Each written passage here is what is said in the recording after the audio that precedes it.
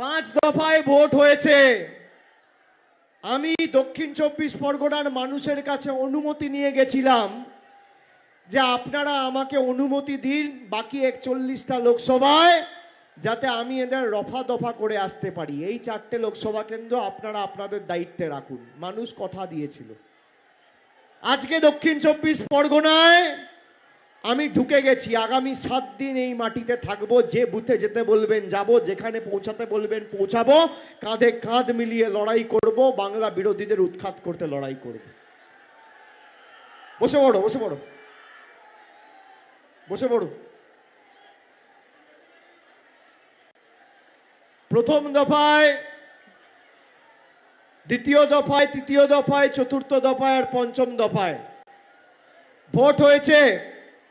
আমি আপনাদের বলছি, 5 দফায় যে ভোট হয়েছে, কুচবিহার থেকে শুরু করে হাওড়া হুগলি, আমরা এদের ঘাড়, মাথা, কোমর আর মেরুদণ্ডটা ভেঙে দিয়েছি।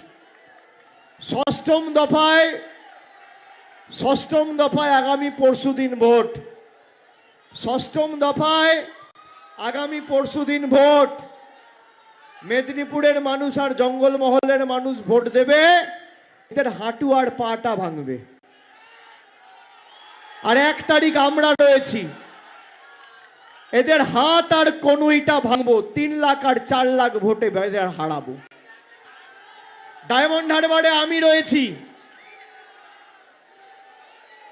ডায়মন্ড হারবারে আমি রয়েছি। 4 লাখ ভোটে হারাবো। আপনারা 3 লাখ ভোটে হারাবেন তো? মথুরাপুর থেকে হারাবেন তো? মায়েরা হারাবেন তো? এতদিন তো আমি বলিনি, আজকে আমি বলছি। বাপি জিতবে। মথুরাপুর লোকসভার দায়িত্ব আমার কাঁধে আমি তুলে নিচ্ছি। চিন্তা করবেন না। আমি গত 1 মাসের মধ্যে আমি কুলপিতে সভা করেছি, আমি পাথর প্রতিমাতে গেছি।